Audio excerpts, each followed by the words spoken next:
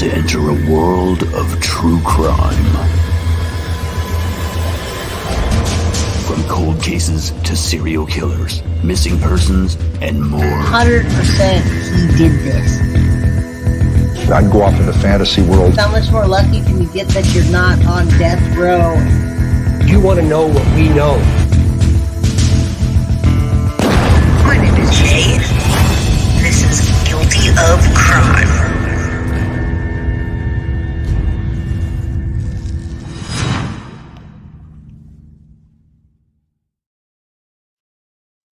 Hello, everybody. It's Jay with Guilty of Crime. I'm back for a regular day. A regular work day, that is. Apparently, the news slacks, and I guess I'm part of that. So, I've been watching a whole bunch of things this weekend. I hope you guys can hear me. It's hard to tell because it's hot in here, and I got the air on. Hello, Millie. We need to talk. Definitely. Yes. Hit that like button while you come in. You all know that this weekend, a lot of big things went on with the Proudfoots and Seth. Now we're all confused. So, of course, I had to come and I had to talk about it because now we're all confused. I'm confused. You guys are going to help me decide what to do here. I don't know what to think. I feel like I just picked up this case and I did a whole campaign against Chris and Katie, and now we're doing the opposite. So I don't know. I don't know if it's a tactic. I don't know what's going on here, but we're going to go with it. We're going to talk about it. You guys are going to help me figure this out because I'm stunned and I'm listening to everybody and it's so different. So let's listen to the first thing. You guys already know what I'm talking about because everybody's like all over this case.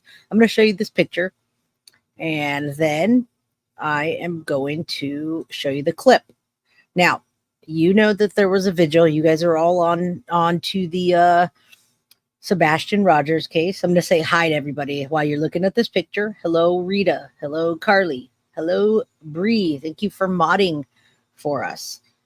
Davey, my man. M, Carrie, Millie. Man, there's a lot of people in here. Everybody hit that like button as you come in, okay?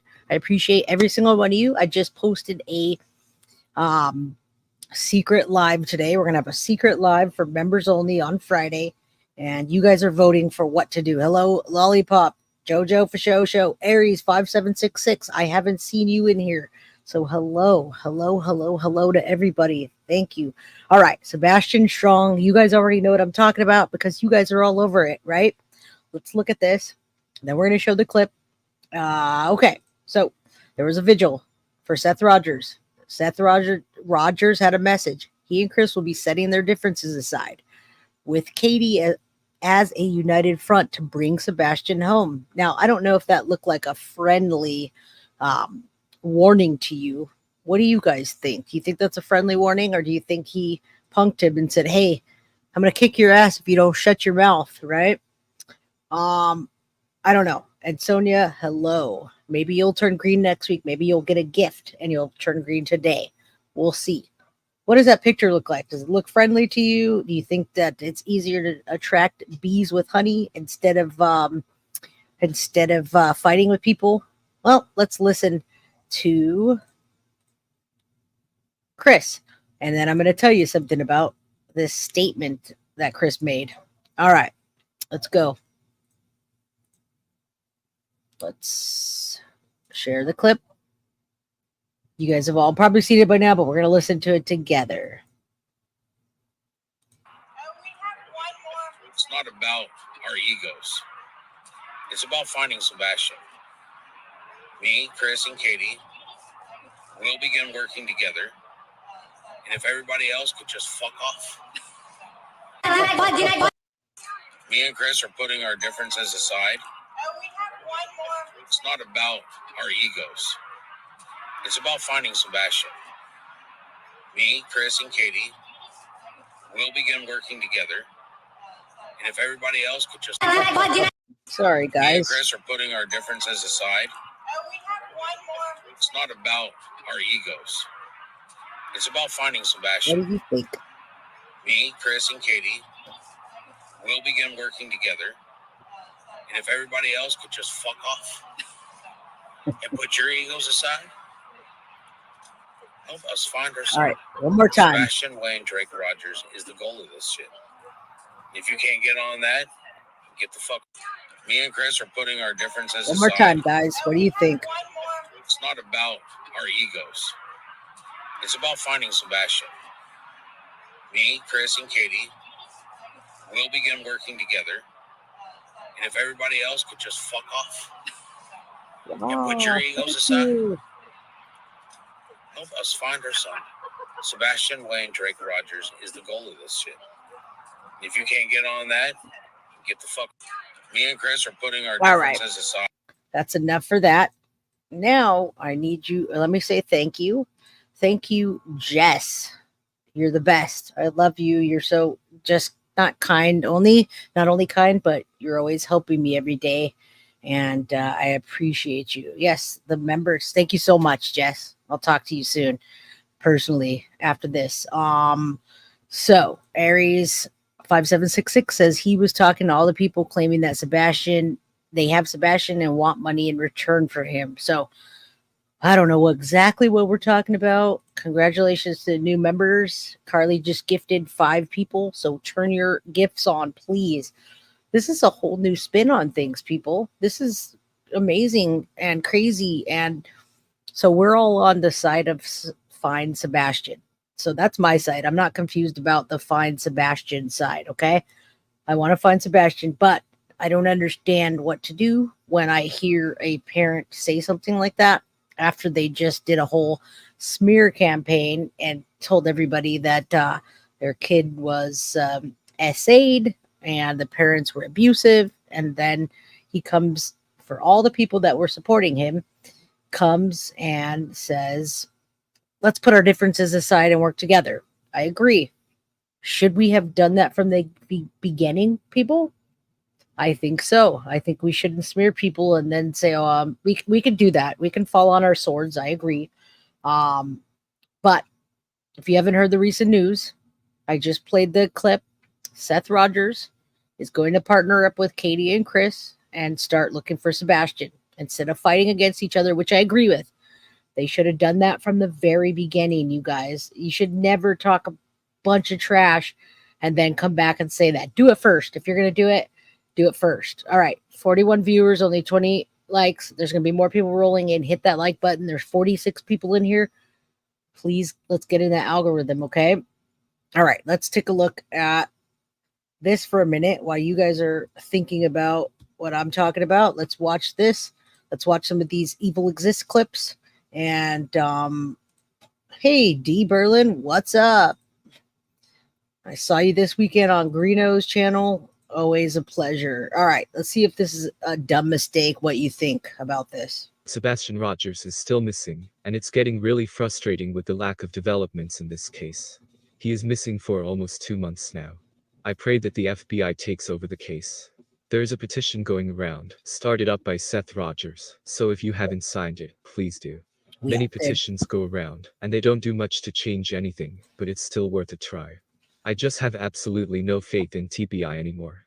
Days are going by, and they are still investigating Sebastian's disappearance. Do they still believe he walked off on his own, with no footage, no dog scent, no shoes, nothing? Is this going to be a criminal investigation? I think it should be, but they lack the evidence to officially declare it one. Anyway, the newly hired private investigator for Seth Rogers made this post on social media. She said that she wanted to share with the public that she put in a request for the missing person report and shared the response she got. It says, "Good afternoon, this is an open criminal investigation. We're unable to fulfill this request at this time. This request is complete." You can imagine how the internet went crazy after hearing this. Is it finally a criminal investigation? Turns out it was a big fat mistake, according to Nick Beers, who spoke to legal director Michelle Oswald. She said that the wording was just an unfortunate mistake. She also added that Sebastian's case is an investigation, and not a criminal investigation. While authorities continue to look at all possibilities in this case, they are not calling it a criminal investigation, although I think that might change in the near future. Some are saying that maybe it is a criminal investigation, and they want to keep it quiet to not scare suspects away. But who knows, maybe this was your typical copy and paste reply. What do you guys think? All right, so we'll stop on that. What do you guys think? And I'm going to listen to people as you roll in. I have more to play for you. I also have an interview. Guess what? Seth Rogers. It's from a day ago. Now it's with Peter Hyatt. I'm not sure. We're going to listen to it. I think it was a day ago. I love you too, Em. Thank you so much. So we're going to hear what he has to say. Is he falling on his sword? We only heard a small clip. I want to bring that to your attention that the person that created that clip and sent it out there did that for the drama of it. They only cut out a small clip, and they did that because they wanted to get things going and move things around and start some drama on the internet. Of course, a lot of people do that. I really don't want to do that. I'm not trying to do that. I just want you guys to talk about what you think. We've put a lot of effort into examining interviews with Seth and Katie. We spent a lot of time at this and looking at them. And now what does that mean that they're working together? Does that mean that we completely just get rid of all of our leads that we've been looking at and just forget everything we were saying about Chris and Katie? Or are they looking closer at Chris and Katie? I'm a little bit confused of what to think. I'm happy about that, but when you spend so much time doing something, you wonder what does that mean now? Davey says, I heard something about that. Apparently the FBI automatically takes the case when it's a matter of missing child. They do not when the indications of foul play. That's a local police matter. Okay. So about Chris and Katie, I don't know what to think. I want to hear more what Seth has to say. I mean, you guys can go on T-Rev right now, and he's, got 200 or more than that, probably 1,000 people just talking, and he's on there for hours and hours and hours. People talking about personal stuff. Yeah, go ahead, check that out after or whatever. Lollipop says maybe Seth will get Katie to fess up. Not likely. I think Seth is the more vulnerable one in this situation. Honestly, I think he's just desperate and doesn't have anywhere else to go with it. And desperate people do desperate things. It's his kid. So it's one of the two things. Either it's really them or the cops are telling Seth to keep him close. I have a feeling the cops aren't really telling him anything. I feel like Chris and Katie are talking to the cops more than anybody, guys. So let's let me hit this back button here. I'm going to play something else for you.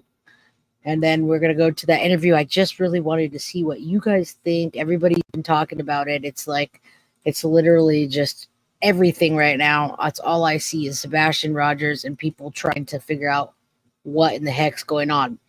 Now, did you see the other day there was a YouTuber, and the YouTuber was going to go to Chris's house. So I'm trying to give you a prelude to what's happening here and why Chris is upset, why Seth is upset, and what's going on. Why is everybody so stirred up and, not completely just focusing on his disappearance. They're focusing a lot on the drama. Let's take a look. I can feel public frustration growing due to the lack of answers in the Sebastian Rogers case.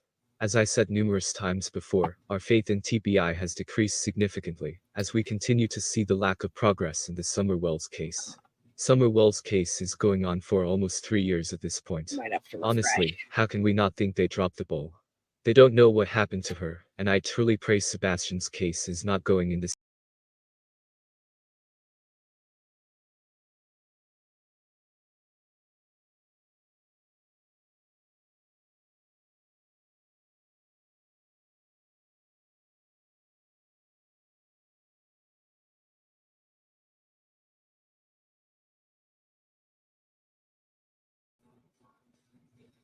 Sorry, guys.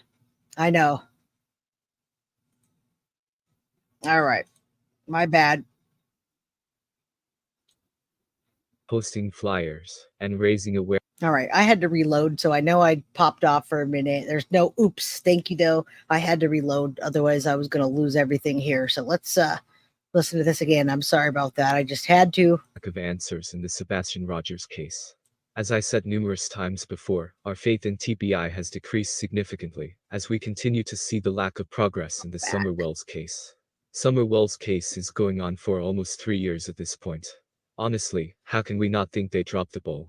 They don't know what happened to her, and I truly pray Sebastian's case is not going in the same direction.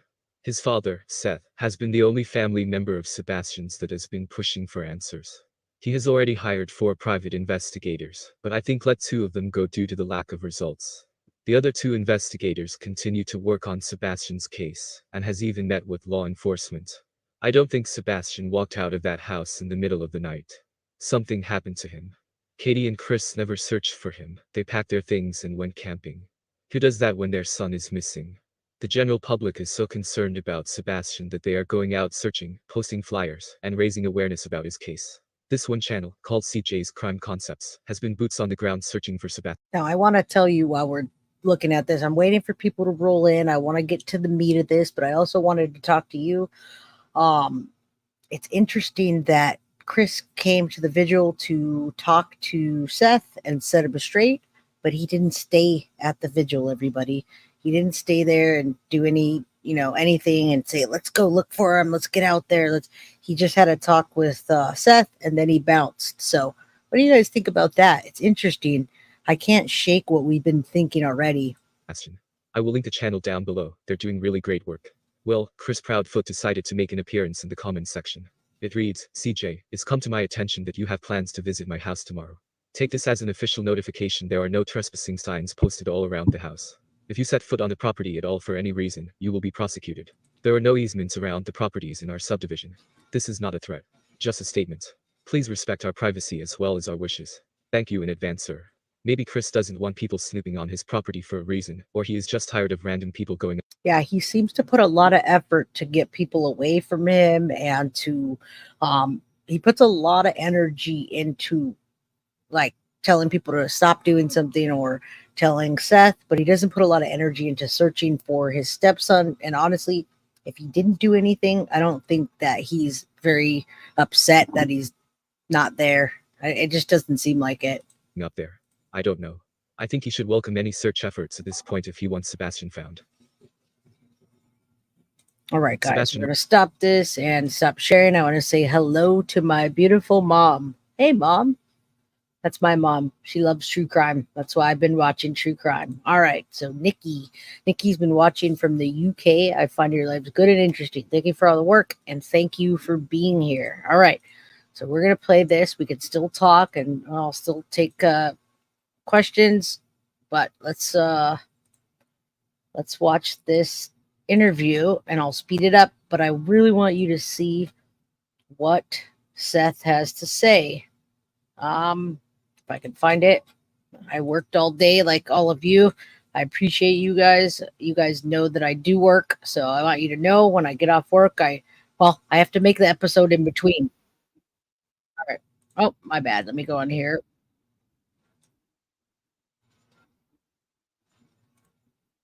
The key to finding missing 15-year-old Sebastian Rogers. All right, so he is great. He talks really slow. I sped it up. We can stop in between. But Seth is all over the internet, all over the freaking internet. And some of the things he's saying is not good. And some of the things he's saying is good.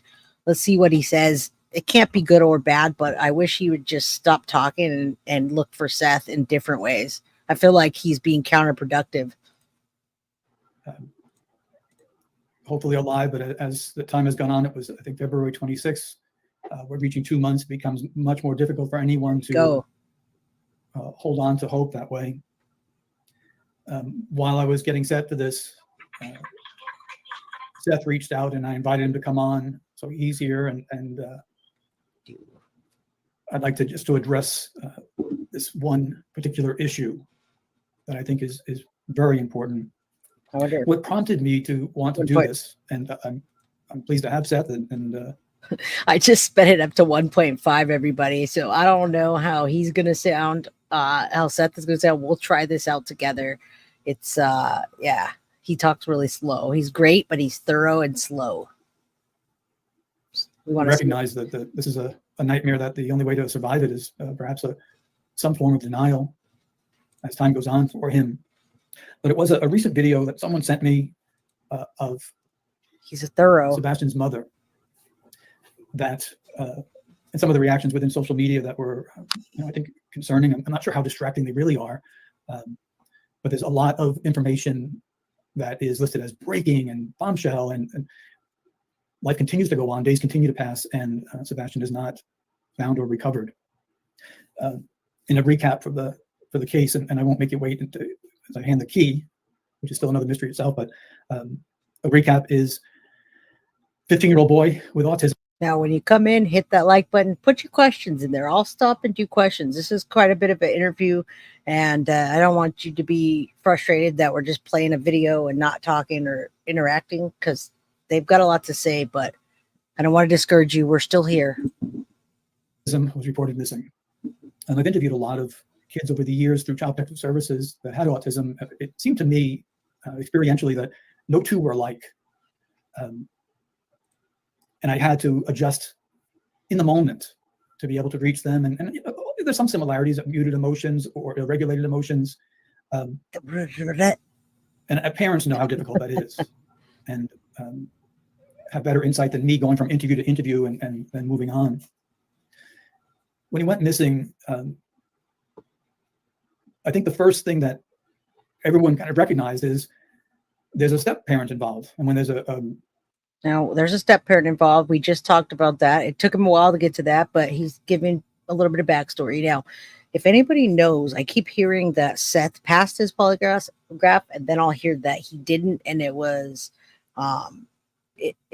the test didn't register. I don't know what they called, not inconsistent, but it just wasn't. He didn't pass because he fell asleep. So if anybody really knows the real deal, let me know.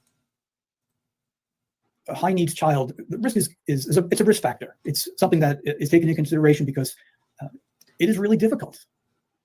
And parents will tell you how difficult that is, and they need family support, and they do need family support. And I think Peter's addressing this because Jojo asked, do you think the Ellie was involved in getting the two to collaborate? Now, remember, Chris is connected with some kind of law enforcement, and there's a good possibility that there was some kind of degree of the cops maybe swaying him, but I think it had to do with Chris showing up and kind of pushing his weight, and Seth being just tired and desperate.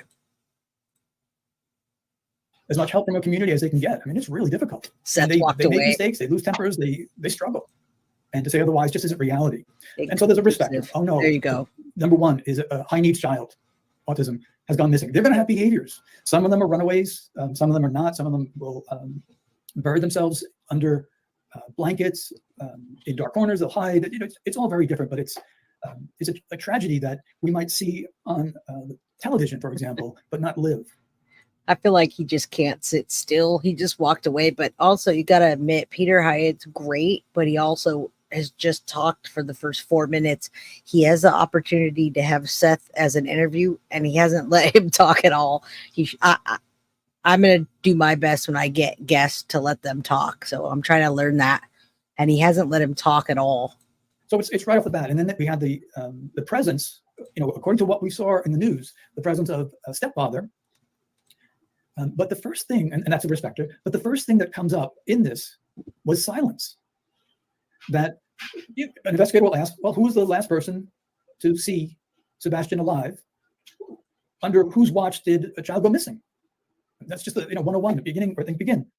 And so the public responded, I think, from at least what I read, they're angry. Why are these people being silent? And it goes against especially a mother's instinct. The father is protect. The mother is nurture. These things come from creation. These are God-given. And for a mother to be silent, there's one of two reasons. No, I know he got up to get something. Either police. I can't sit still either. And if someone was talking that long, I think he's just giving his intro, but Seth needed to get up, move around, get his drink. Have revealed to the mother, there's no point in you calling out for your son. I just want you to know I'm not going to talk bad about Seth at all. So if there's anybody in here that's talking bad about him, feel free. But hey, you got the chat to deal with. I'm not going to say anything bad about Seth. Evidence of his death, the blood, we have this, that. So she begins to go into the wrestle of denial and grieving and then not believing. And it's a lot of emotions. And, there could be other reasons, but generally speaking, if a mother has a child went missing on a mother's watch and the mother has nothing to hide, they're out front and they're giving a description of Sebastian, including behaviors. even if it's a style of walking, clothing, everything else, of course, but any type of reaction, so people could recognize him. In this sense, she's calling out to him. An interviewer will say, "How are you?" Seth still hasn't talked. I really want to see what Seth has to say. Nikki, you either want a membership or you got one. Thank you. Doing. And there's a certain element there where even the most inflamed mother is going to say, I'm okay, I'm hanging in there. This is a nightmare. And Seth is the biological dad. He was just about to get custody of Seth or Sebastian, and then Sebastian disappeared. Chris is the stepdad, and Katie is the biological mom. And then move the conversation, grab it, move it back to, here's where we're looking, here's where I have to find him. I need your help. Sebastian, if you can hear me, son, run away, get out, call 911, grab any adult. There's this stymieing of maternal instinct that is very powerful, where the mother bear says, no, you can't tell. Maternal instinct, folks. Remember, my mom's watching. So somebody was talking crap to me earlier, and the deception detective, he said he hadn't watched my content, but yet he had to say something bad about me. So my mom's watching. If you have something bad to say, she might come at you. Just know that. I can't stop her. Tell me to be quiet. So they did finally speak out. And when I say they, now I'm talking about mother and stepfather. Is the information will lie somewhere there. And when stepfather did most of the talking and was obvious in control, and they seemed to have scripted in the interview, people recognized it. People without training recognized it, saying, uh-oh, this is scary. Listen to this guy. And so people did ask questions, especially after the first interview, and people didn't believe him. And he keeps getting social up. Media backlash was on these two. And then there's the dad in the background, with this heartache of being distant, but not having knowledge of what happened. Now, when I analyzed that first interview, I said, there's a lot of people coming in and out, folks. If you're here, put a question if you have it. I know every channel has Sebastian right now, and T-Rev has really got Sebastian, but a lot of times people are talking about their own personal experiences, and, it's a lot of therapy. God bless T-Rev for that. They coordinated their statements, their story, and mom is withholding information about what happened. Listen to what he's saying. Give you an idea about it. With the social media and the instant churning of the bombshell and the breaking news, and people have sent me outrageous things, just foolish and outrageous things. And then there's the psychics that I've talked about before, people that call themselves psychics or readers or energy or whatever the wording may be. They're deceivers. And you'll notice if you read Listen, guys, he's talking about Katie right now. So if you lost what he's talking about because we stopped, or because he's taking a long time, or because he's talking really fast, he's talking about Katie here. Seth isn't saying anything, but he's absolutely talking about Katie, and he's talking about the stepdad here. He's correlating to, he's saying something. Sometimes we forget people are talking when they drag it out too long. And that's why I'm more of a fast communicator, like to get right to the meat of it. 1, 2, 3, let you know. But he has something to say, and he's really saying something about Katie and Chris. Enough of them. What they do is they work on the element of vagueness, and they look for those without discernment to bring in. That's all fine and well, and if you'd like to believe that, you can. I don't, and for reasons I can state pretty plainly. But what it comes down to is listening when someone speaks. I had a case years ago where, and this was in correlation with FBI agents working on it, where 2 young women were murdered in a very rural area. And the case went cold. They found the bodies at the car, and the case went cold over a lot of years. And then they found someone online who was writing a lot about the case. And they said, this guy knows things about the case that only we know. And he's writing about it. No. And we're able to place him in this rural area at the time. Seth has not talked yet. Now, if anybody could get Seth on my channel, Jess was talking earlier and trying to get a statement or get something from him. If you guys, anybody gets a statement or anything, I'm all about Seth. He's free to talk whatever he wants, even if it's bad words. The 2 young women were murdered. And so they were right. He wrote a great deal of information about it. And I had plenty to analyze. And analyze I did. And there are certain things you look for linguistically that connect someone. And it wasn't there. It wasn't there. Remember, he's going to have, the killer is going to have a very strong opinion, even as he tries to conceal it, which I didn't, about. So if you don't know what's happening, Peter Hyatt is profiling the person that took Sebastian or has him or did something with him. So yeah, he's listening. He's here to listen, but I just think it's funny that Seth hasn't talked at all. The victims. There's a need to justify or a need to conceal, but self-preservation kicks in. Many of you saw that with the McCann's early interviews. This was all about them, not about a supposed missing child. And as it turned out, he didn't do it. And so he said, well, how did he know so many things? Is it some kind of psychic or a power beyond the means of understanding that people have? Is he somehow, no, the guy, he was a true crime fan, and he knew, and in my opinion, he accepted human nature for what it is. He knew. He was a good listener and a good writer, intelligent guy, but he didn't do it. And so that ended that way. In interviewing kids with autism, it's difficult.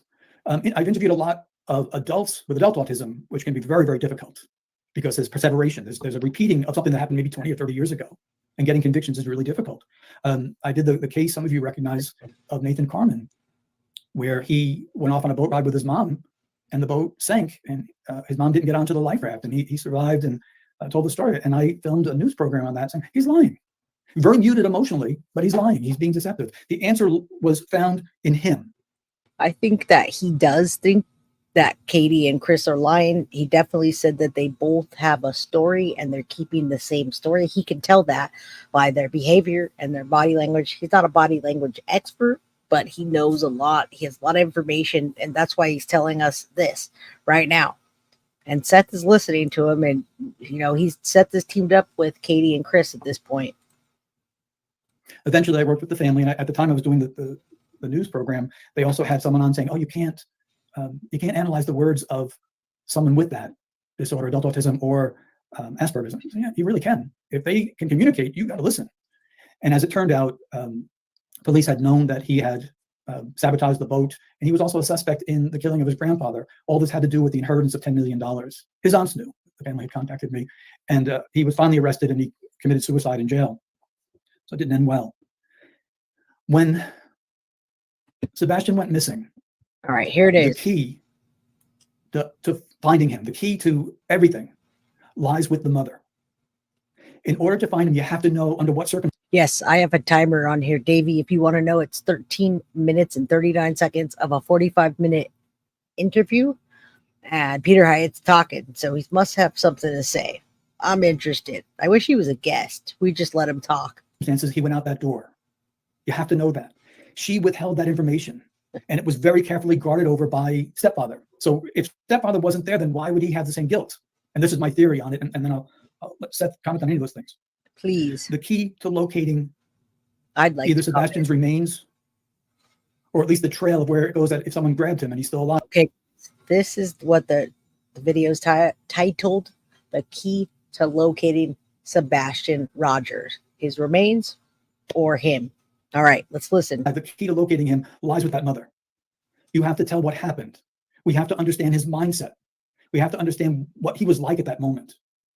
So here are two factors within that I think are not understood and really important. Did you hear that? She holds the key. That account is the only evidence that can be presented to investigators to understand Sebastian's mindset and how bad whatever happened. And here's another one. When it happened. I'm convinced it didn't suddenly become a surprise at 6 a.m. Not by their language.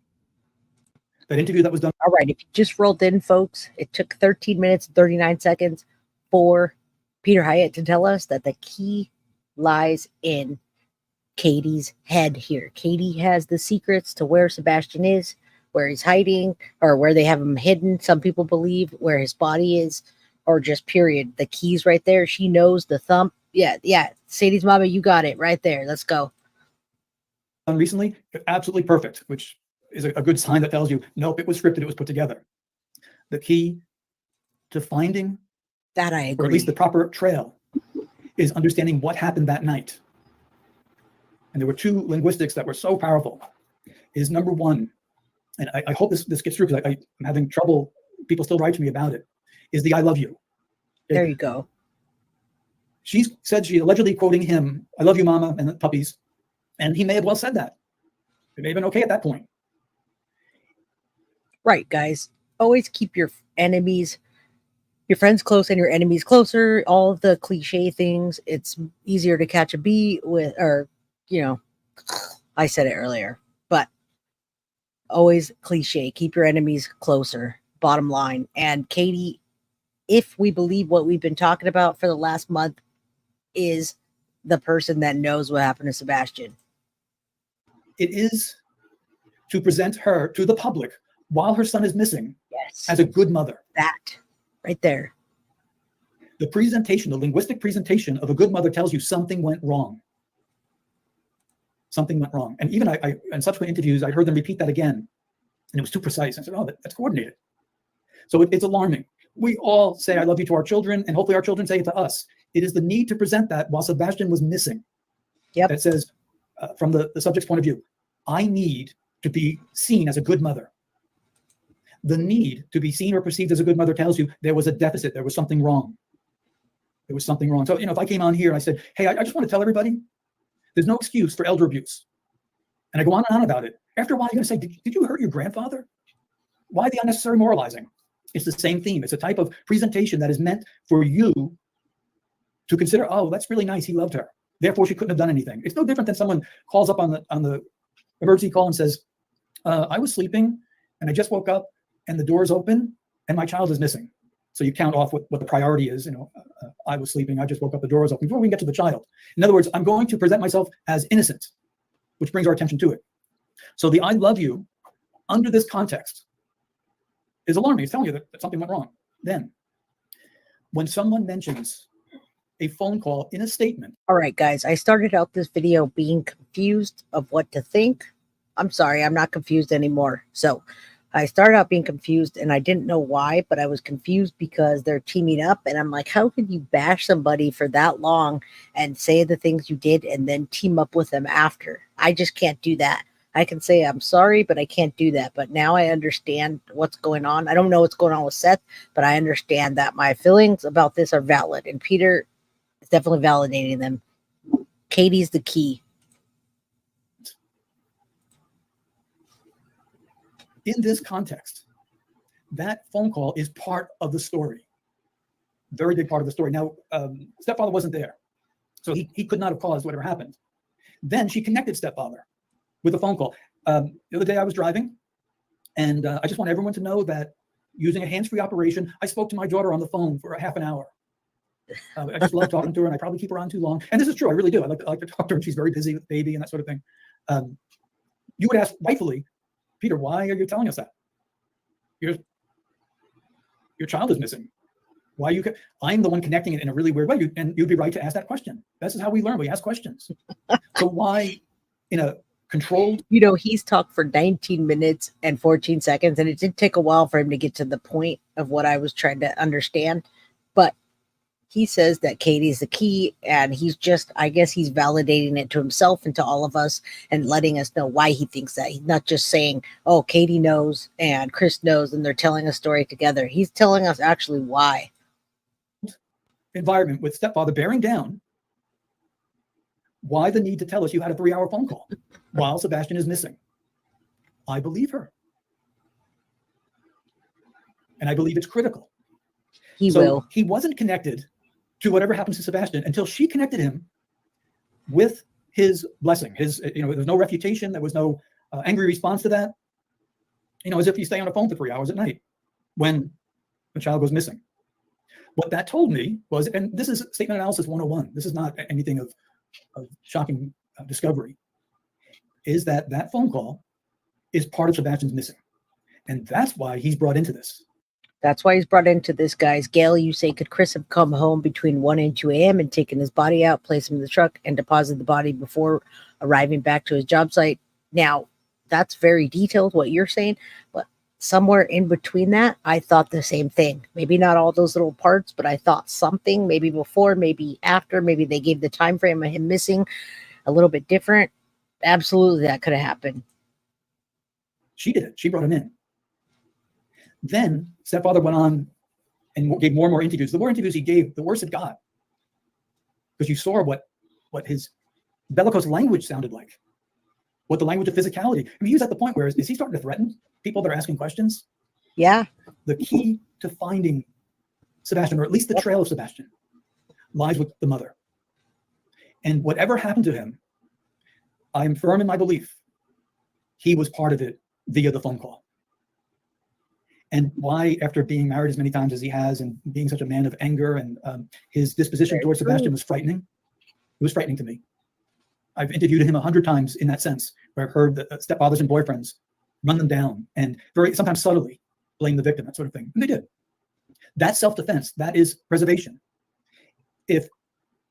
I'm glad he said it was frightening, because to me, from a younger person's perspective, I would definitely be scared of Chris. He's very intimidating in his words. He's very dominating, and the things he says it to shut you up. And I feel like he did that to Seth. You saw him getting out of the truck, or when Seth was getting out of the truck, how he got in his face. If you guys don't think that, then maybe now you will. Katie wants him found, whether he is deceased or alive. She has to give up the same key from the very beginning that remains all this time, 2 months later. Just tell the truth of what happened. But self-preservation is blocking that. And this is why my belief on stepfather's involvement is so important. They discussed it. That was the conversation that she had a need and he to do to say took place. Now, of course, he's obviously clever. He knows that they're going to be able to look at their phones and say, oh, there was a 3-hour conversation the night that 15-year-old with special needs went missing. But I also have the gap of missing information of that evening, somewhere after dinner. I don't think any of us are scared of Chris, but if you were an autistic 15-year-old and he had all the control, and then he controlled with the mom, you probably would be. And that's why Seth is not with us right now. And between 6 a.m., there's missing information means deliberately withheld information. And so that key has always been, from the moment it happened, you know what? Put aside everything. And I think it's too late at this point, but put aside everything. Your child is missing. Tell police everything. Right there. There was probably a blow up of some form, or you foolishly locked him out. Face consequences with that, but tell the truth. Because even if he is deceased, he deserves a proper and respectful burial. Agreed. And even if it was unintended and just foolish anger, because you've seen the anger of the stepfather. I can imagine what he said on the phone to them in 3 hours, to her in 3 hours. Sebastian deserves better. So, Seth, thank you for joining. Thank you for joining. Now he's going to talk to him. And you know what? Agreed. Davey, you said something really smart. You always do. Also, Katie is supposed to be some sort of security expert, yet there's no camera footage, and she plays very dumb in the interviews. That's my opinion. She plays very dumb. She doesn't know things. She acts real foolish and kind of childlike. And yeah, Chris dominates. Let's hear what Seth has to say finally. Yes, maybe. That is, I believe, the key, at least to somewhere that investigators need to go back with her, re-interview, passing a polygraph of saying I didn't cause his death and I don't know where he is. This is different. The information has to be learned. These are common interviews that are done. Even as stepfather's ex-wife spoke in a child protective interview, everything is on the table. Seth, your life is put under a microscope. Everyone's life, where can he be safe? You know, if he's found alive, where can he be safe? So all is fair. All is out there.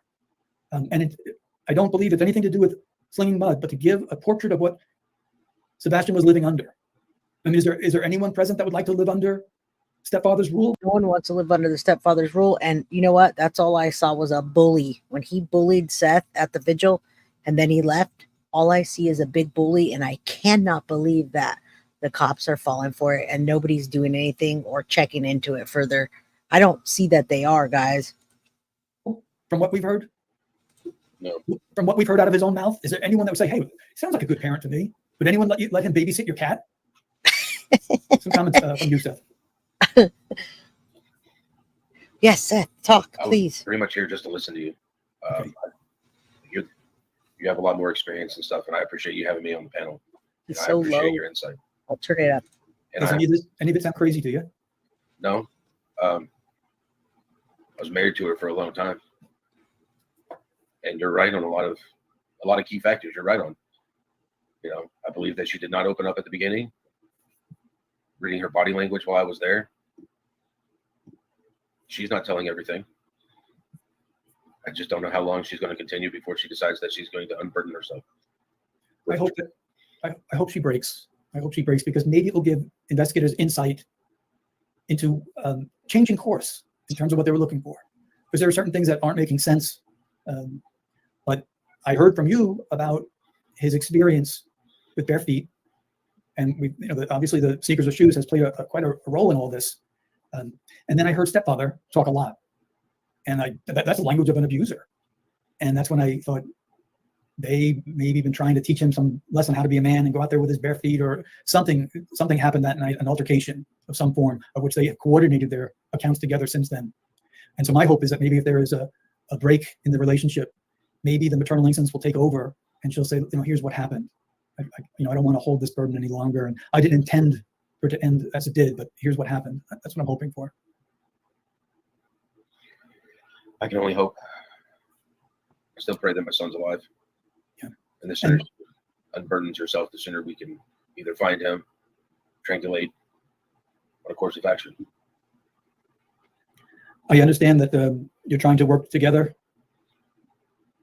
I'm hoping that she'll work together. I'm hoping. Now, here you go. See, he's trying to work together. We're hearing him. This is the reason that we wanted to hear this, is because we saw what happened at the beginning. At the beginning, I showed Chris pretty much punking him, and then we saw his statement. He cussed at all of us. I don't think he meant to, but he definitely cussed at us and told us to back off.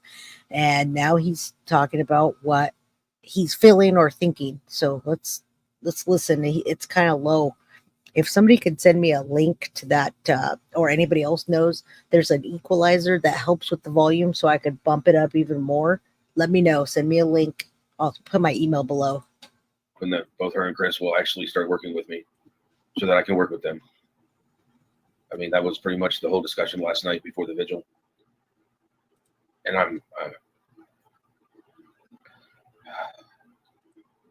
do hope that they actually work with me. If my child goes missing, my first call is to police. My second call is to bio father. Great comment. I mean, it's just so common, such a natural reaction.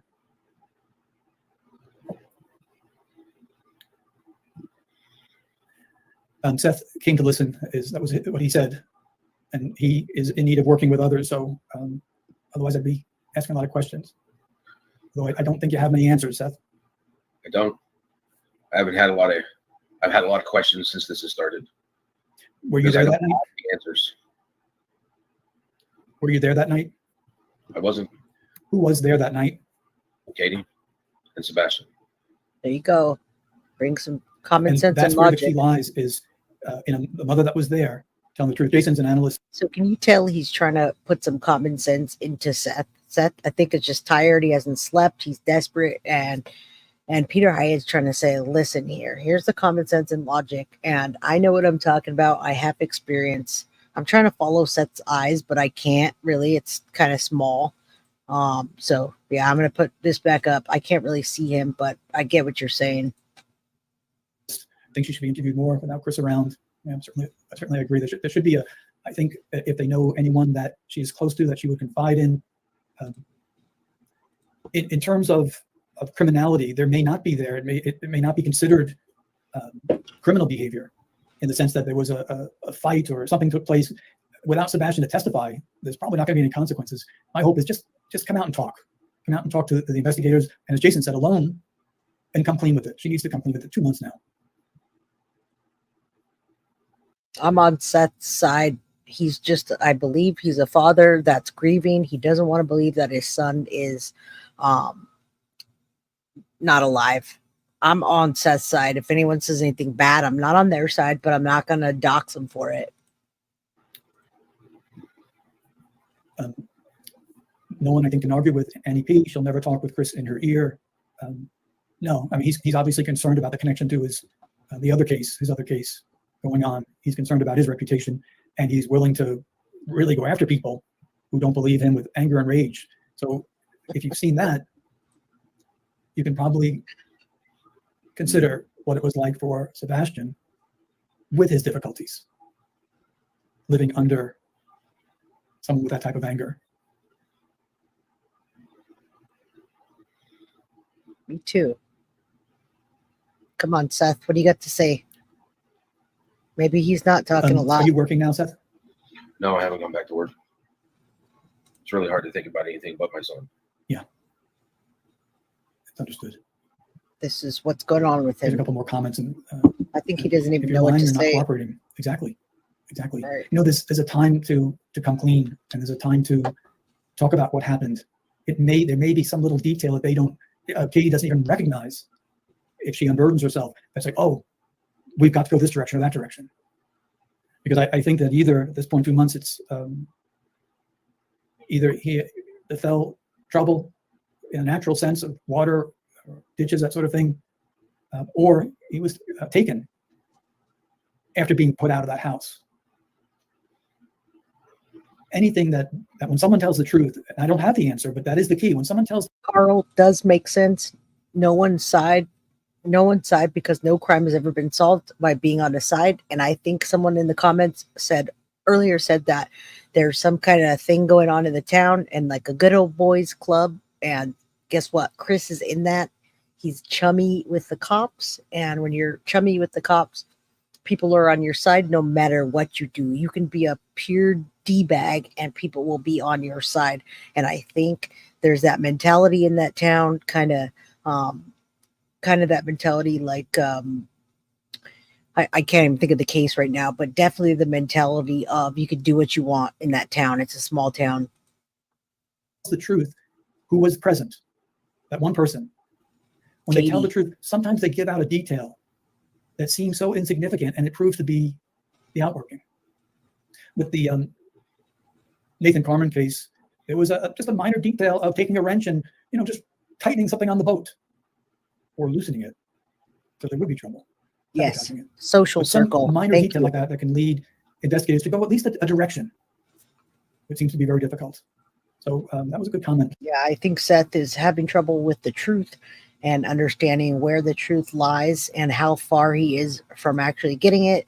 And a social circle like the Murdaughs, maybe not as extreme as the Murdaughs, but if you know the Murdaugh case, you know that there's a lot of that going around, and nobody accepts that.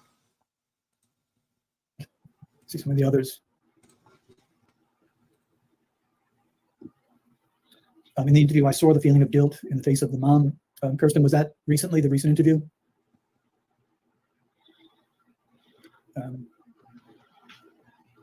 I thought that she, besides, I didn't like the language in the sense that There you go. it was very tight. And it appeared to me that, wow, she's learned the lesson of social media. But I also thought I saw a little bit of guilt in that face as well. Like maybe not guilt, but regret. Time to tell the truth. And Seth, if you've come just to listen, and I appreciate you coming on, I'm not throwing the questions out that are coming into the chat. Just some of the things. The most recent interview, KP looks like she's reading off the script. I agree. That was my opinion. Which I think that's the On Patrol one that we watched together last time. It was just Katie without Chris, and she actually had a little bit of emotion. She was kind of looking at the camera. She said more than she did when Chris was there. When Chris was there, she looked like this, everybody. This is how she looked the whole time. It's like me talking to you like this and just not looking at anything but looking down and to the left or to the right. That's terrible. That's a terrible way to do that. which means, if I'm her and I'm getting the scripted message, one of the things about that was it was clear to me that she had the questions beforehand and her answers were, came very easily that way. But it also showed me she's intelligent. She learned from social media. Remember that time that one of the interviews where he allowed her to actually speak and answer a couple questions? See? Yeah, we do remember that. On Patrol. The drama that goes on behind the scenes. The people are upset, and rightfully so. And I think that everyone wants Sebastian found. Everybody wants him to be alive. But, we're not living the nightmare. Any other questions? Yeah, do any of you guys have questions? We want to hear what he has to say. We have like 10 more minutes in this, but I think he's breaking it down really well. And he's giving Seth some truth serum, everybody. Definitely some truth serum here.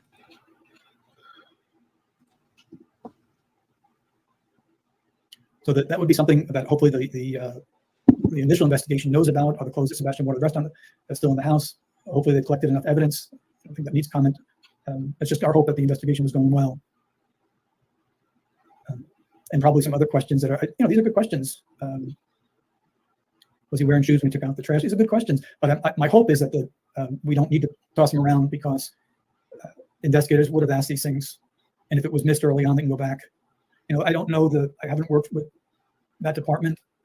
I don't know that I've had much contact over the years, anything with Tennessee, but some places that lack experience, something like a smaller town, Well, at this point, if I got to say this, if they get, which they did, they just got Seth to be on their side. There shouldn't be a side. It should be all about Sebastian. Now, with him on their side, guys, he's not going to sit there and say, Katie did this, Chris did this, he got essayed. He's not going to tell us any of that, and he's not going to tell anyone any of that anymore. He's done talking about them, which means what's going to happen to the investigation if they were involved? What's going to happen? Location. It's kind of a nice thing that they don't have that going on, but you do have to call in help from others. Here's one question I would like to answer. It scrolls by pretty quickly. I'm doing my best as I try to get that, but someone asked about the statement of, when they're finally reaching out to you, you're not in trouble. That was a great question. I'm sorry I can't post it there. That shows someone's listening and there was trouble. I got to tell you guys, it doesn't matter if you hope for the best. It's not going to change the outcome. You could have prayers and you could have hope, but you got to have reality interjected into that hope. And I see it all the time. People are hopeful. That's great. Let's hold hands and be happy. But that doesn't get to the bottom line of what happened and what's going to happen next. So be hopeful, say prayers, but you got to be real. Otherwise, it wouldn't be said. So very good observation. Again, I think I've said this before. Again here, if you get a chance, there's a video on YouTube of one of the most brilliant minds I've ever had the pleasure of dealing with, Frank Marsh. He was an instructor at the FBI National Academy and military background. And he has a video, it's old. It's called The Power of Questions. And it's something that, it's not just for investigators, it really is for life itself. And I can't recommend it more highly. It's impacted me greatly. He had invited me to the FBI National Academy a number of years ago, where I was able to bring my daughter. So this guy knows a lot. He's got wisdom up here. You guys hit that like button. We're at 180. Let's get this out there. Seth, we think he was on the chat one day. He came in the chat. It said Seth Rogers. We want him back. We don't want to scare him away. So let's hit that like button and get it out there. We want him on here, and we want other people like Peter Hyatt to come on here. My wife had my daughter, Christina, and especially during lunch when she had a full chance to talk with him, she was so impressed. It was life-changing. Yes, me too, Davey. And that's what we want to ask. Me too. Yeah, thanks, Lana. He's a brilliant mind, and it is the most powerful element within analysis, criminal analysis, statement. Everything is to ask questions, and that's some of the basic questions. Is, why do you need to tell me you're a good mom if nothing bad happened? Right. I know you're not a behavioral analysis, but do you think she'll die on that pedestal? I don't know her enough, Seth, to give an answer. I agree with some of the people commenting that I do think that relationship is going to break. That's his pattern anyway. You might have a better insight into that if he's not around. That would be my hope. If any parent can lose their temper, any parent can. I've been shaken baby cases where they've been prosecuted. And generally speaking, no one that I ever interviewed woke up and say, oh, today I'm going to shake my baby. They lose it in a moment. Right. And the life is forever altered, and the child is damaged. He's saying a lot more than you might think. And this is exactly what I thought too. I thought Katie lost her cool. They talked about it several times in the interview about Sebastian being in your face, way too close, having a temper.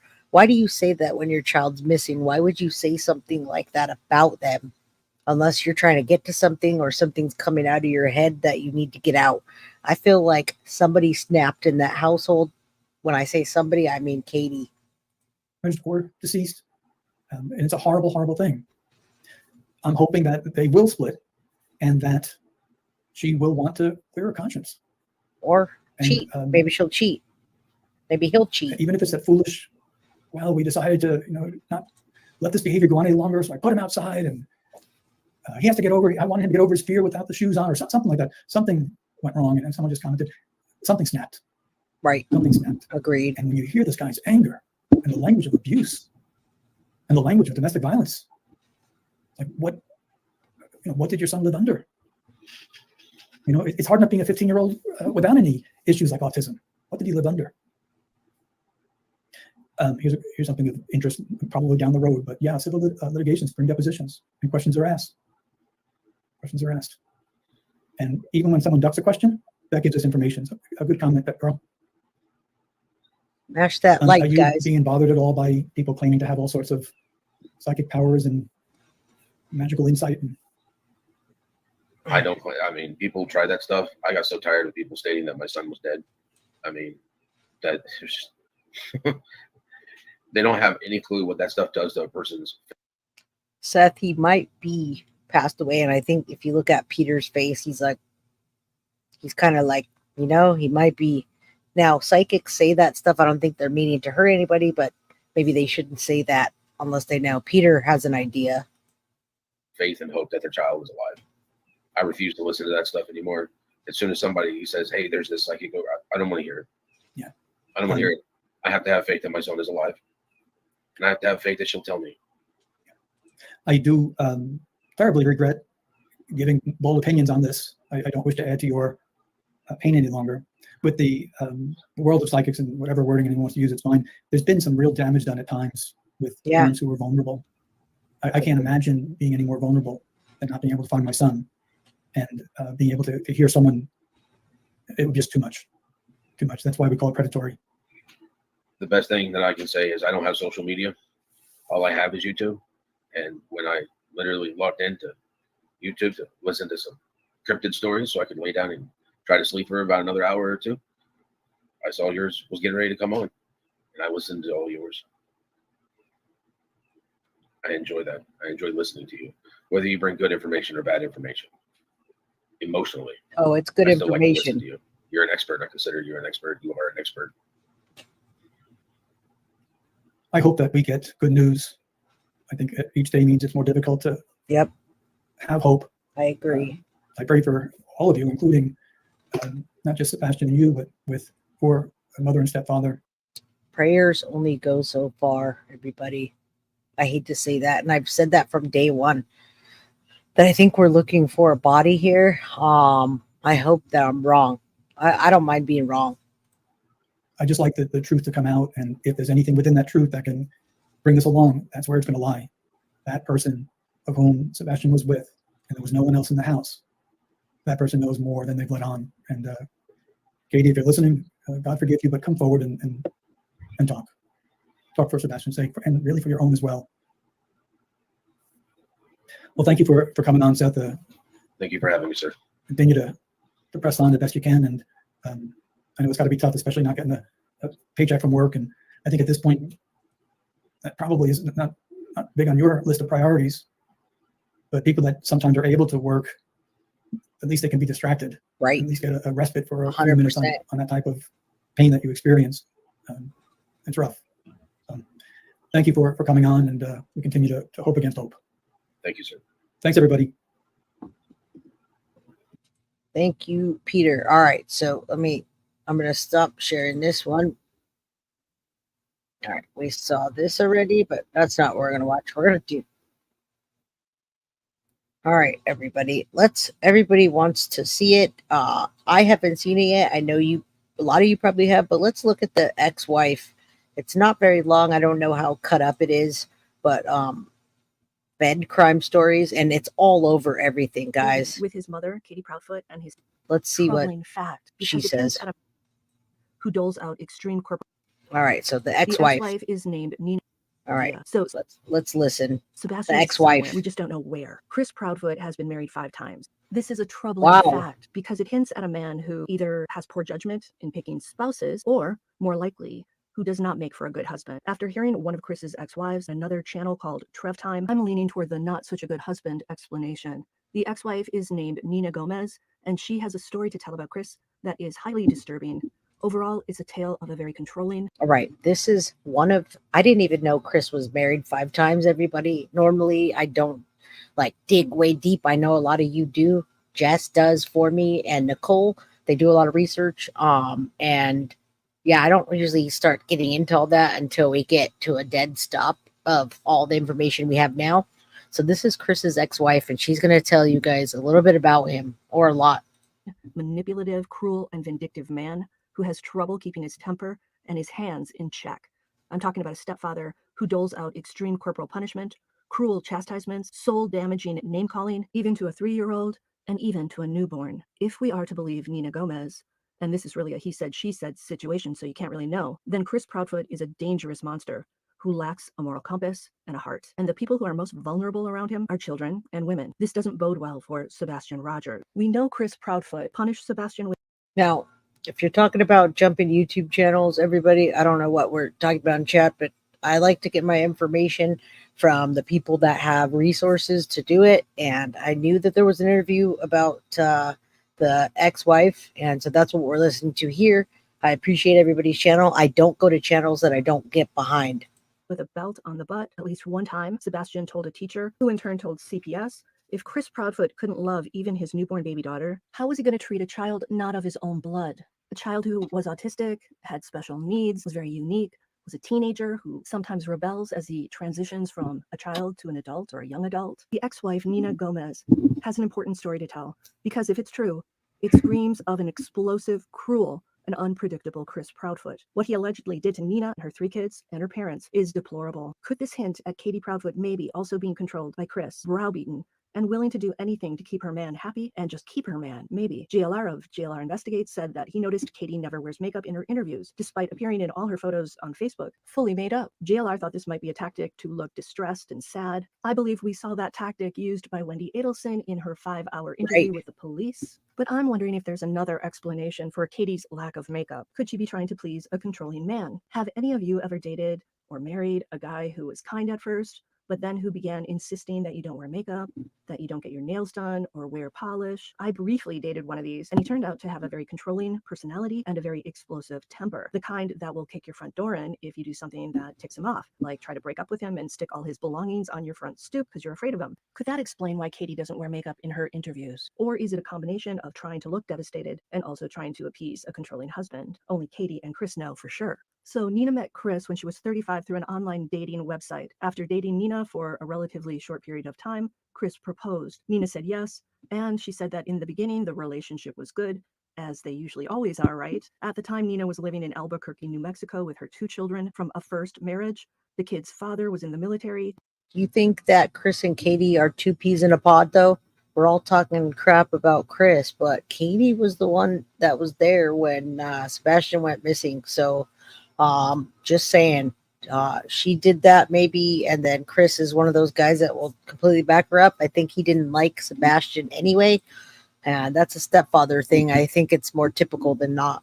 And he lived in Texas, so after their divorce, he continued to see his children every weekend by driving 3 hours from Texas to New Mexico. After Nina married Chris Proudfoot, they moved to San Diego. Her children's father obviously wasn't happy about it, because it meant he couldn't see his kids. But Nina moved anyway, believing that Chris loved her. By the way, I think part of Chris's appeal to women, especially single women with children, is his ability to make a very good living as a heavy machine operator, which allows the woman to stay home to raise her children. For Nina, after getting married, Chris changed dramatically, and it wasn't a good change. One of the problems was the way he treated her kids. Nina started to cry when recalling a time when Chris Proudfoot disciplined her then 3-year-old son. Nina didn't want Chris, quote, disciplining her kids, talking ugly to them, or hurting their feelings, end quote. During one incident that really upset Nina, Chris spanked her 3-year-old very hard. Nina told him, "You can't do that to my son. He's 3. He's still a baby," end quote. And Chris got upset and said, well, he needs to man up. Over time, Chris became even more aggressive. At some point, Nina got pregnant with a baby girl that she later named Faith. When Nina told Chris about the pregnancy, he allegedly wasn't happy and wanted her to get rid of the baby, if you know what I mean. Nina was very upset, so she called her parents, and they were like, no, you're not doing that. So Nina moved back to New Mexico to stay with her parents. So Nina went through the whole pregnancy without Chris. At some point, a friend of Nina's in San Diego called to say that Chris was giving away her furniture and home decor. Don't you mess with my home decor. Seriously, that would piss me off. Nina and her mother then drove to San Diego to see what was going on. Nina didn't give Chris a heads up, and when Nina and her mother pulled up, Chris was in the action of taking one of the beds out. Chris apparently dropped the bed, went in the house, and locked the door. As you can imagine, Nina was upset, so was her mom. Nina, her mom, and the kids stayed in Chris Proudfoot's house despite it being very awkward. Nina began to feel baby Faith moving, and she placed Chris's hand on her stomach and said, "Can you feel her moving?" I wonder if there's an interview here with this lady. I wonder why it's a still picture and then she's talking about it. If there's an interview, I'd like to definitely see it. I don't know if she's smiling in this, but I'd like to see how she talks about it. And you know, what's going on with this behind the scenes. Everybody's talking about it. And Chris just said no. Chris told Nina's mother he wasn't happy about the baby. After a couple of days of this horrible treatment, That Nina I and her mother believe. left and went back to New Mexico. By then, Nina wanted out of the marriage. She later gave birth to Faith alone. Ironically, Chris kept calling the hospital from San Diego. She was in New Mexico. Apparently, he was very rude on the telephone. He was very rude to the staff, to the nurses, to basically everybody. A couple of days later, Chris arrives in New Mexico at the hospital. She had had a C-section, so she had to stay there for a few days. Now, because Chris was so rude with the hospital staff when he was calling, they were on high alert. And they got a taste of his rudeness when he showed up and didn't appear happy. Nina's sister had to ask him if he wanted to hold his baby, and he simply replied, I guess. Nina went on to describe. You see why I wanted to see this, Adrian? She was crying almost the whole interview. It's hard to tell in this because she's got a smile and they're just talking about it. Yeah, that's great. There is probably a full interview on T-Rev, but all of those channels like T-Rev and all the other ones, they go for like 3 hours and there's a lot of talking in between them. So I'd love to get that interview clipped out. But I mean, this says a lot. And I think we didn't even need to hear this to think this about Chris. You could see how abrasive he is in the interviews. Like, yeah, he did. He's very abrasive already. So this makes sense, but I wish I had the interview. The rudest, most hurtful, mean behavior you can even imagine. Now, I tend to believe this woman because she was very emotional when she was telling the story. It sounds like marrying Chris Proudfoot is one of the worst things a woman could do. He sounds very Jekyll and Hyde. If all this is true, this is a man who is incapable of loving others. He has no filter when it comes to how he treats his wife and children, even in a public place like a maternity ward. Nina describes Chris speaking to her in a loud, disrespectful manner at the hospital, which was noticed by a nurse. And the nurse told Chris, look, Nina just brought a life into the world. She just had major surgery, a C-section, and you're yelling at her. I have a problem with that.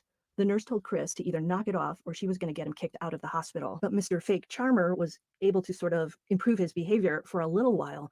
Here's the thing. One thing we do know, I'm stopping this because I mean, this is just, yeah, this kind of like a voiceover thing. And I appreciate it, but I want to see her talking, or if she's crying, I want to see her emotion. Maybe Sebastian hung out at the construction site. I don't know.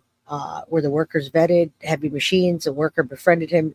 You know, I got to say, we know where Sebastian was because we know that he was at the Roadhouse and then supposedly went home, but we don't know where he ended up. And yeah, Ellie should have done a lot, but really they should have focused on the car and the house and maybe cameras around the Texas Roadhouse. I think if they didn't do any of that, then they're missing things.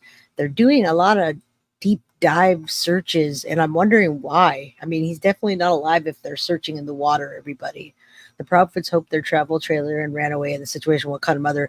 Right. And that's what I'm going to play real quick. I'm going to stop this because I don't have the emotion behind it. I'm not feeling it. I understand what she's saying, but it's just like repetitive. So I'm going to go on and I want to show about the Proudfoots. I think they're talking about, and I love Evil Exists. I want to collaborate with CJ, but right now he's got some short clips that I can play and show you guys what I'm talking about.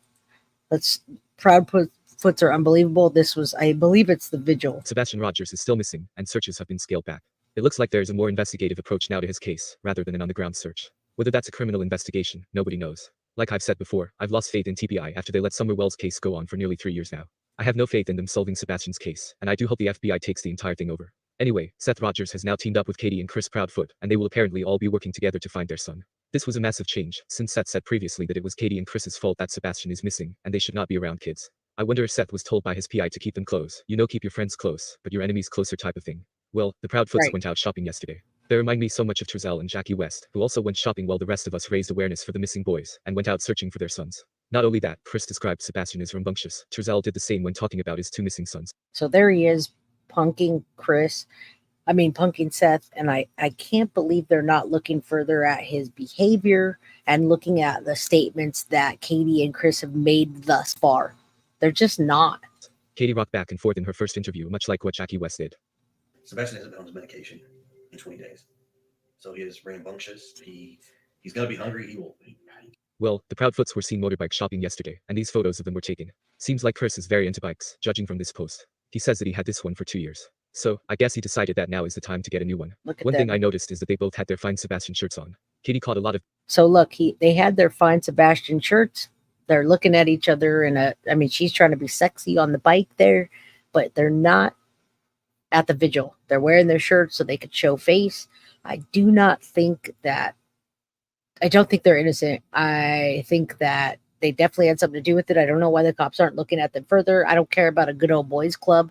This is unbelievable right here, especially that we have so much knowledge of other cases that are similar and we're not doing anything. That's such a, like, that him wearing that shirt kind of makes me sick. Backlash about this, saying that her son is missing and she's out shopping. How does she find the strength to laugh and go out looking for new bikes? Me and Chris are putting our differences aside. Oh, wow. It's not about Okay. our egos. Let's watch this real It's quick. about finding Sebastian. Me, Chris, and Katie.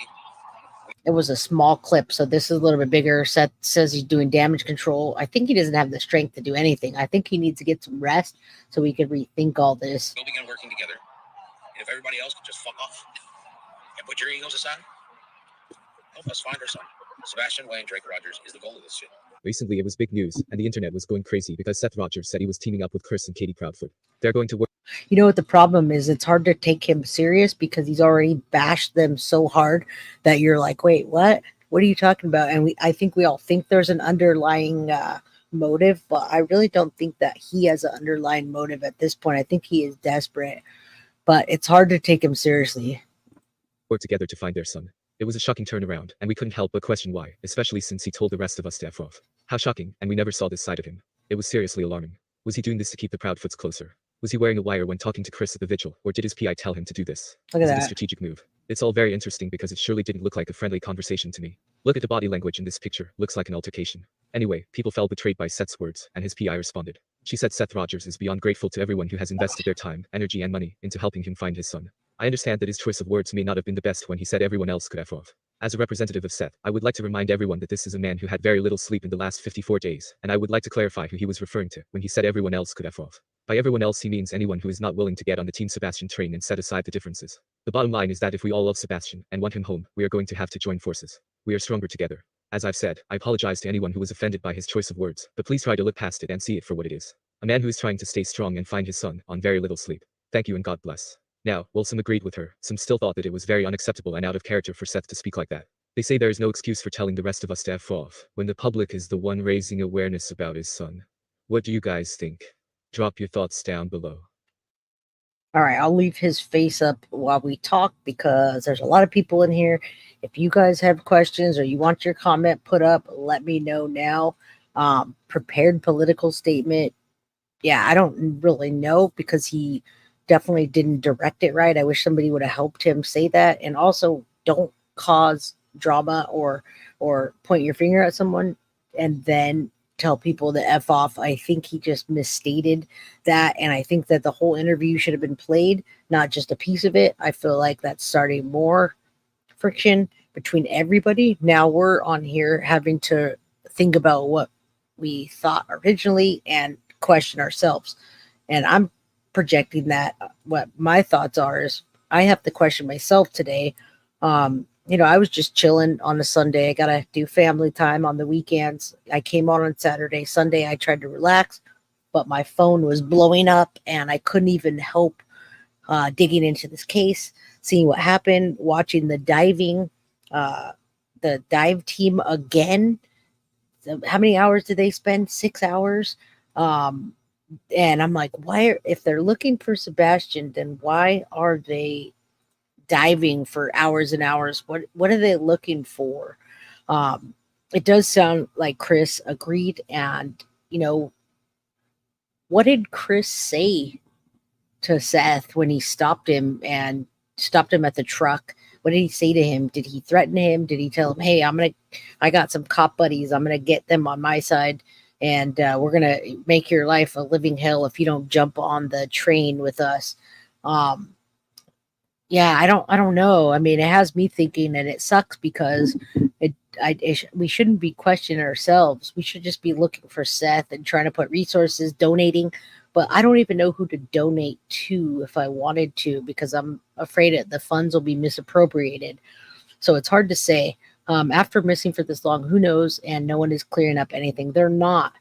We're all using common sense, everybody, and we're saying, why didn't they spray luminol? Where are the clothes? Did they check the car? Did they check Roadhouse? You know, and it's just getting muddier and muddier, but we really should be just thinking about those things and logically, where is Sebastian? Why isn't Katie digging deeper? How come she's not the face of this? Why is Seth out there being the face of this? And Katie was the one that was there. Why isn't she helping or doing something? Yeah, I do think that Chris Proudfoot was definitely bullied Seth. Absolutely. I can't say anymore. I just have feelings about stuff and I start to, I'm not like, I just use my common sense and logic and see what people's demeanor is. Only way we have to find Sebastian through analyzing the info we have, yes, which is mostly about the people. I agree. And there's a fine line between analyzing and talking drama and talking, stuff that's not true and saying things and saying hurtful things and fighting with each other and then causing a divide between anybody and everybody, which I feel like is where we are right now. Okay, so all the searches are to find out where he's not. Process of elimination. Interesting. Is that how you spend resources? That's interesting. I know where he's not, but that's crazy that you would spend that kind of resources to find out where he isn't.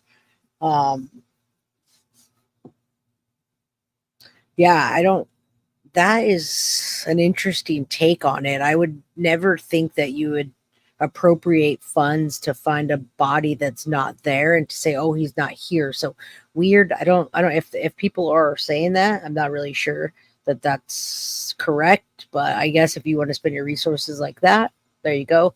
Okay, there's a special place for someone extremely hot for Chris. Yeah. Yes, he's very adorable. Okay, you guys, there's 177 people in here. Hit that like button. Let's get in the algorithm. I want to do more of these. I want to be on here more often. I want to talk more to you guys. I want to get out more information. There's so many things that are out there today, and there's so many things I can show you right now. There's an email from the Pascal of Chris's ex talking. Just started seconds before. Okay. Yeah, I do want to see her, but I feel like it's almost redundant, and I feel like we know. Hold on. I feel like we kind of know what's going on here. I just want to know where you guys stand and what it is what's going on. Why am I so confused about this, and why am I not knowing which side to be on when I was on a perfectly good stance before? Look at this post, guys, girls, ladies, people. All right, look at this. This is from Katie, and this is the shirt. Does anyone find this to be genuine? All right, so right here we have Cooper's Printing Company, right? They've got the big printing company. They put it down here. They're blasting it, of course. They want people to know that they're the ones doing it. But how genuine is it that we just saw Katie on a motorcycle shopping, and supposedly she was shopping while the vigil was going, all right? She was shopping while the vigil was going. They were looking for stuff. That's whatever they were looking at. Could to buy a new motorcycle for their spree that they're on their vacation. Katie says, hi, everyone. Katie Proudfoot has designed a... Oh, wow. This isn't from her, but it's about Katie Proudfoot has designed a shirt for those interested in showing their support to help find Sebastian. They could be ordered at cost from Cooper Shirt Company in small through large. $22 for every size. Let's continue to keep Sebastian's name. This I agree with. Let's keep the name out there in the face through these.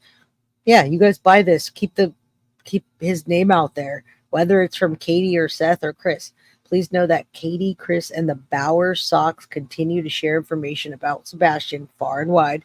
Do not believe the stories about or that they have done nothing. In time, hopefully they will share more. But for now, they focus on efforts that are strictly doing everything they can to find him.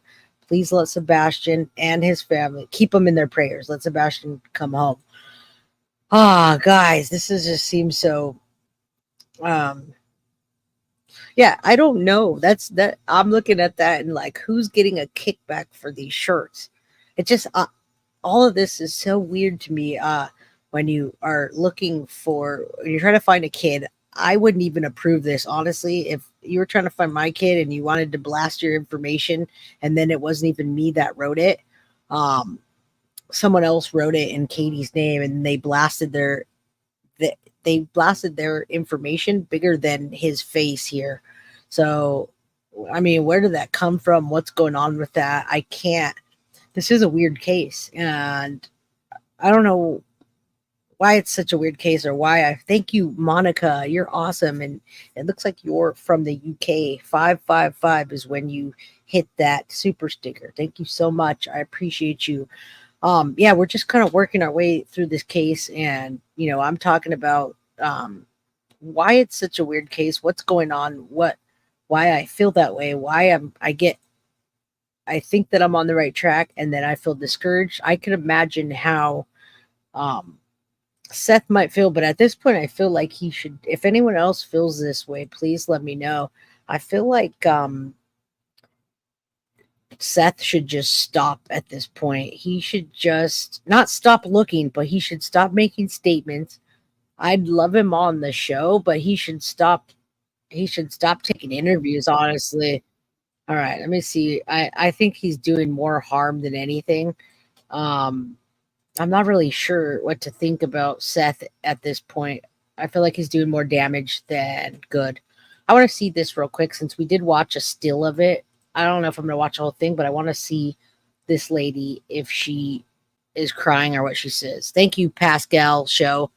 Let's just see this. To the nurses that were on call that night, as I was waiting to have her, and I asked that they not give him any more information. This is about so he arrived. Chris. I had faith. He arrived a couple days later. I want to see if she cries. And you could just tell the look on his face, like he wasn't happy at all. Like, didn't say, "Hey, you did a good job." Didn't say, "I'm so happy that you brought my daughter into this world." Like nothing. And I remember my sister was holding Faith. All right, so we're talking about Chris's ex.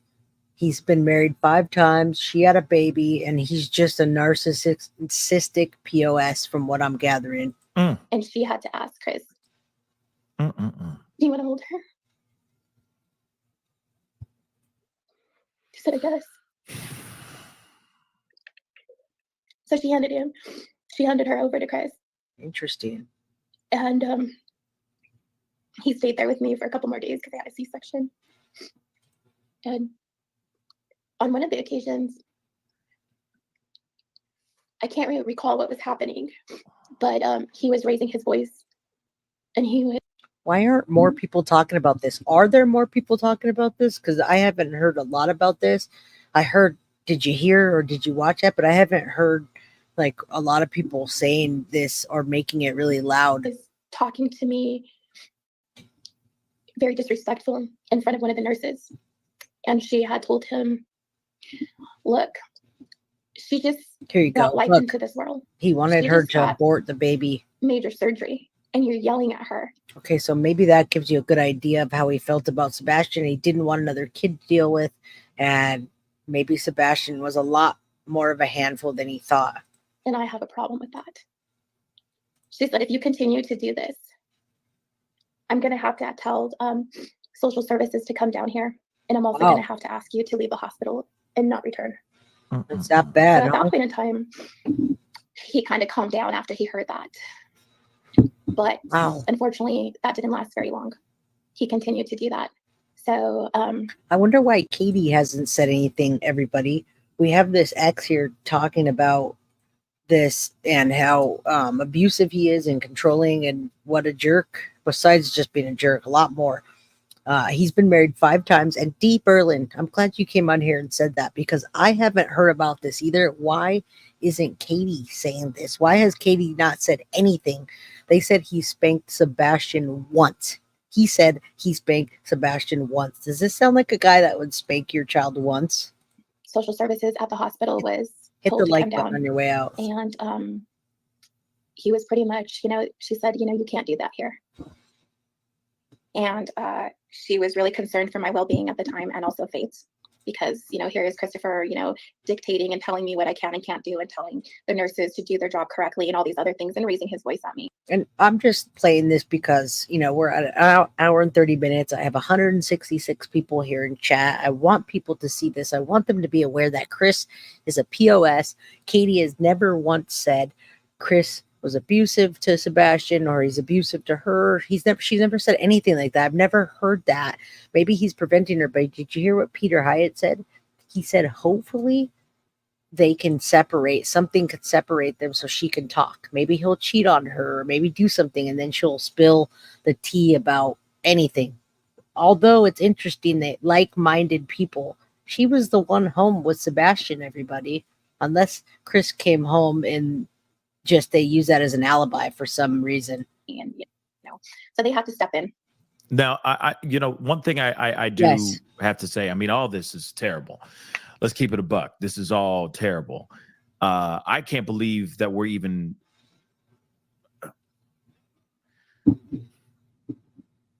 For me, in my mind, I'm like, okay, why stay? Why stay? But at the same time, like, easier said than done. I know that there's a lot of people out here that feel trapped, etc., scared to. That's actually what I want to know. I've been thinking about that and it's weighing heavy. Where was Chris? It does say that he was working, but how do we know what time? And did they check his phone?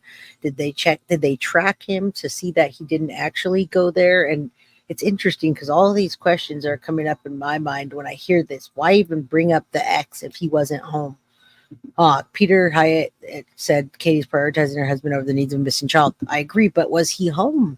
How do we know that? Or he was working. How do we know that? How do we know that where he was? Did the police check? All right, let's listen to her a little more. His thoughts are great, but I wanted to hear her a little bit. And really, we're talking about Chris being abusive here. For a while. I remember one night in particular where we all went out and got something to eat to bring it back to the room. I had went into the restroom, I believe that's where I was at, and Faith was in her car seat, and my oldest daughter was in the living room with my son and Christopher. Well, anyways, I guess I wasn't moving fast enough for Christopher, but the baby started crying. Faith started crying, and she's crying, and I'm trying to get to her as fast as I can. And when she was in the car seat, my oldest daughter at the time witnessed this with my 3-year-old son. When she was in the car seat, But why aren't they saying that if they're not guilty? Why are they not? Why don't we hear anything about that? We hear that Sebastian got spanked once, which made me to believe there was a red flag when he said I spanked him once. That doesn't even make sense, everybody, at all. And I'm hearing this abusive behavior, but you're telling me you spanked him once? Why are people not talking about this? That's why I want to talk about this. Ended up hitting the car seat against the wall. And he's getting upset because she's crying. And then when she was in her car seat, there was a coffee table right there. And he ended up tossing her on the coffee table with the car seat. Yeah, see. And this helps me make sense of it when Emilio says Katie Proudfoot's not submissive and weak. As people say, she's very intelligent and calculated. Despite Chris Proudfoot is outspoken, KP is possibly the brain of the whole thing. And that's why I'm confused, because she was the one there. She was the one saying that she heard the thump. She was the last one that saw him. She was in the house with them. Why are we even focusing on Chris and his ex-wife? Is it because two birds flock together, whatever that saying is, two people, like-minded people? What does this even mean if Chris wasn't there? CP terrible. Okay. CP has 4 other. Yeah. I mean, he's got what? 5 ex-wives. No, she didn't. Right? Okay. 1, 2, 3, 4, 5. He's got 5 ex-wives, right? Yeah. So, but what about Katie? Katie was there. And I was like, oh my God, like I can't be here. I don't want to be here anymore. So I would come up with every excuse just to come home. But yet, I couldn't come home. I got to hop in here, unfortunately, guys. I'm sorry. I know that there's more. I don't think it's some crazy ex, Carl, and I just wanted to show that. But as I'm watching it, I am wondering the same thing, why we're even talking about Chris when we come back to Katie. What's Katie's background, guys? Chris Proudfoot, I believe that before I saw that Chris Proudfoot's a child abuser, but he wasn't there, guys. So what about Katie? Has anyone done a background check on Katie? We have the capability of doing background checks here. We have multiple background checkers that we can do. Does anybody know anything about Katie? I think that's my next focus here. We should be focusing on Katie And Chris, okay, now, so I think we're at an hour and 35 minutes, and I want to say here, I want to leave these thoughts so that on the next episode, we can talk about this. The next time I come on, we can talk about and hopefully have a focus on. Now we've got the two people back together. We have Seth and we have Katie, both Sebastian's biological parents, the real mom, the real dad. They've been reunited, everybody. For some reason, Chris pushed them together the other day. He went and he bullied Seth and said, listen, you're going to be on our side and you're going to stop talking crap, okay? So now he's got the husband and the wife back together, and Katie was the last person that saw Sebastian alive.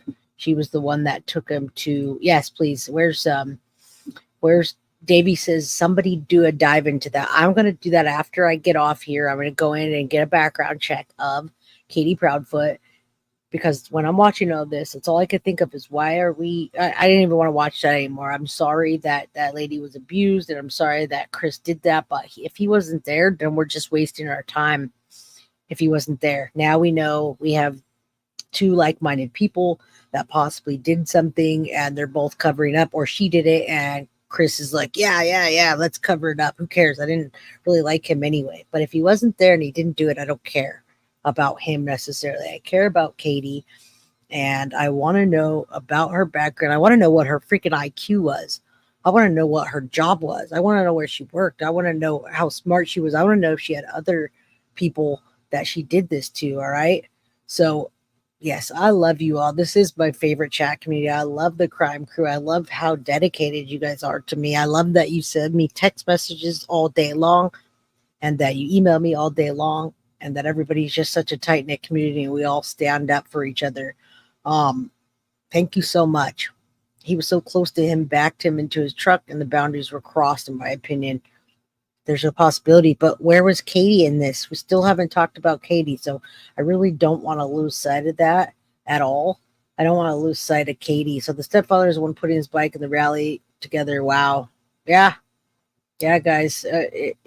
But what about Katie? So hope the teaming up brings a lot more to light. I agree. So let's bring this to light. We have 160 people in here. Earlier we had close to 200. If you guys do anything, do me a favor, and let's look into Katie so that I can come back and bring the next show to you. And Emilio says it's very coincidental that CP Chris Proudfoot drove to his work over 3 hours and then the same amount of time for the call. I agree. Yes, Emilio, that I agree with. If we find out that Chris was where he wasn't supposed to be, then let's look at Chris and Katie.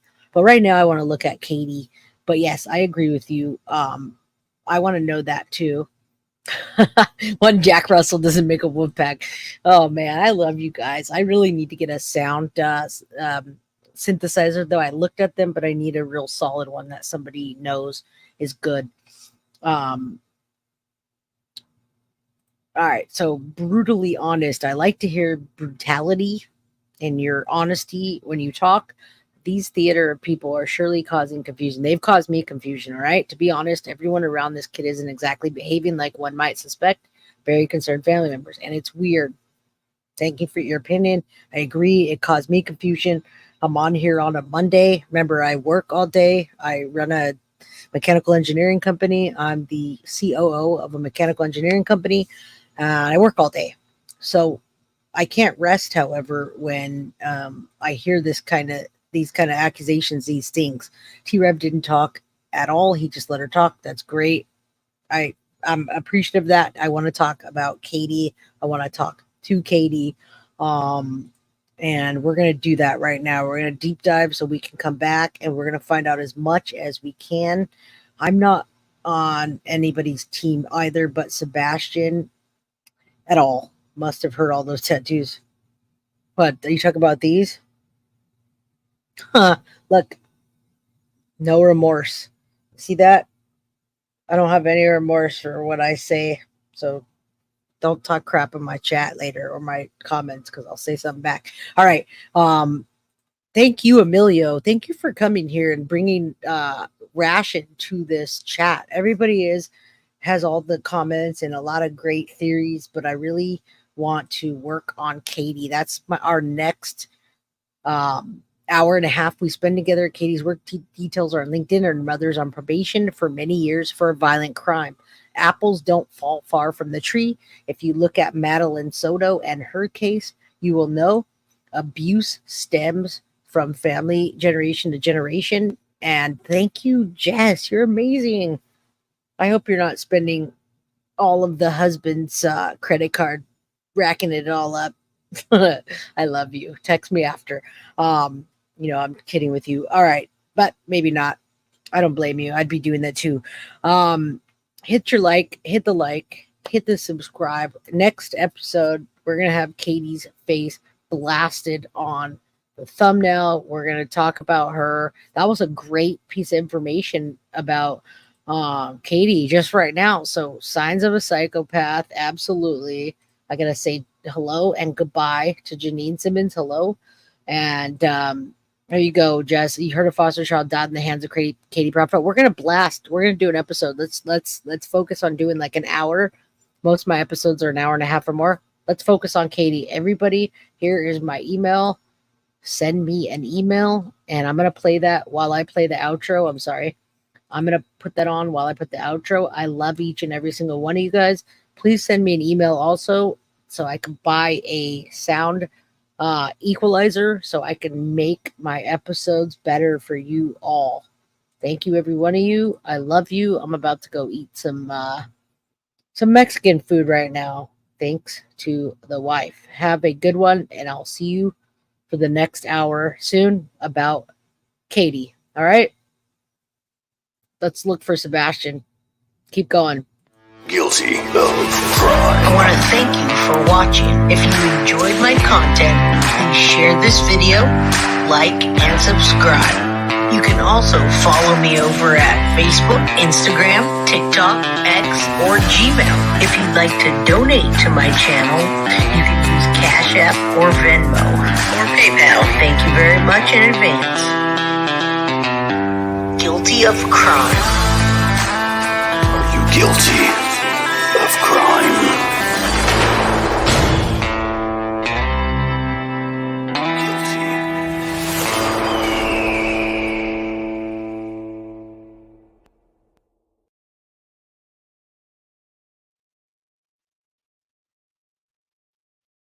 Are you guilty